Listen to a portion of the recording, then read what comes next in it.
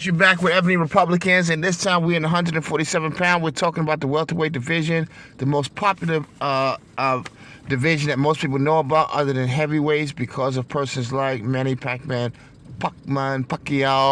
and the notorious Money Mayweather, now Sugar Ray Leonard, and there's many other fighters that you know that might have been, your guy who introduced you to the boxing world in that weight class. And obviously your heavyweights, you think of Mike Tyson, Muhammad Ali, etc. And then again, there might be other boxers who that, I did not name, but that's how you became part of the boxing world, sport, and everything like that. Guys, we got a good, interesting video for you today. The IBF, which is one of the sanctioning ranking bodies, and there's 4 of them now currently in this 4-belt era. It's not just 1 belt no more. Per weight class, there's 4 belts each weight class. So 135, 4 belts, 147, 4 belts, 168, 4 belts, heavyweight, 4 belts, you name it. Errol the True Spence Jr. is a Texas, Dallas native out of DeSoto. He fights out of AT&T Stadium, and he's connected with Jerry Jones. He has an unlimited check. He holds 3 of the 4 belts in the 147 popular weight class of the welterweight. Now, he's the king and pound-for-pound current fighter in that division, and he is really racking up the money, and he's becoming a cash cow very, very, very easily in boxing. This is very, very, very, very interesting because now as he's moving up and he's got his business acumen together and his business portfolio, and he's got all of the right investors, and he's working with all of the sanctioned bodies from the IBF to the WBA and the WBC. He's also working with Showtime. He's working with the PBC and other organizations.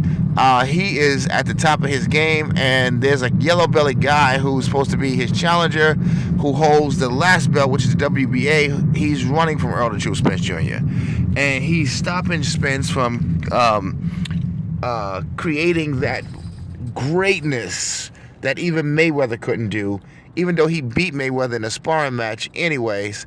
But he still have not been able to get that last belt because this guy, Terrence Crawford, is running for him. Now again, Terrence Crawford made his debut, and all of his amazing fights came at a lower weight class, as in 135, 130, and now he's trying to become one of the best welterweights, but he has to put in more fights, perhaps get these belts from Spence if he can, and then he will be considered the greatest of all times, specifically in that weight class for many different reasons.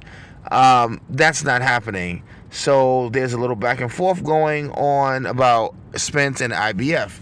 Everybody's trying to sell Jaron Boots Ennis, Jaron Boots Ennis, Jaron Boots Ennis, Jaron Boots Ennis.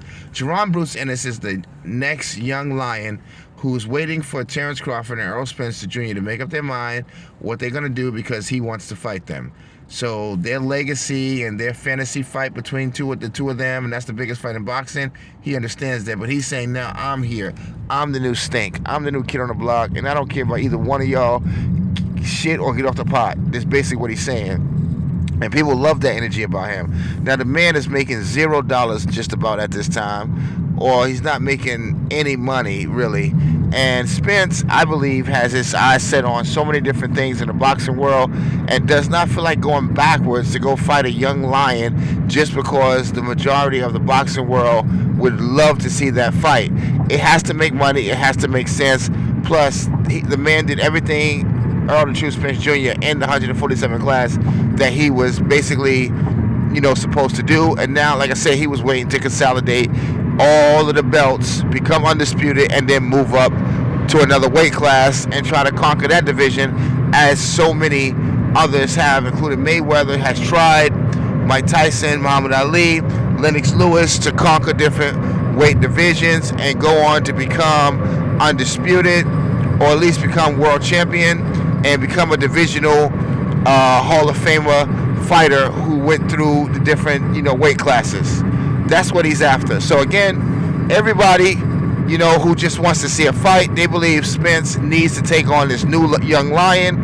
And right now, Steven Espinosa from Showtime is helping people to appreciate why these sanctioning bodies who are part of Errol Spence Jr., specifically the IBF, have not pulled the lever to forcing Spence to fight this guy who, in their ranking system, the IBF, one of the sanctioning body belt holding organization, they're not forcing the guy who has their belt to fight another guy who wants their belt, because they respect Spence and they know what happened to him and they know he's not afraid to fight.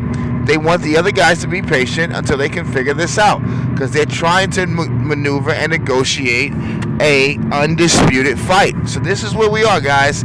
Let's wait to see. But a lot of people have felt like they've been, let down because they thought the sanctioning bodies were going to, try to maneuver more power and try to, basically treat Spence like they feel like the traditional boxers. Hey, nigga, get out there and fight. If not, we'll take the goddamn belt from you. That's not happening, so people are kind of upset. They would actually prefer to see something like that, snatch the belt from him and give it to these young niggas who want to get out here and just throw gloves. But that, like I said, is not happening at this time.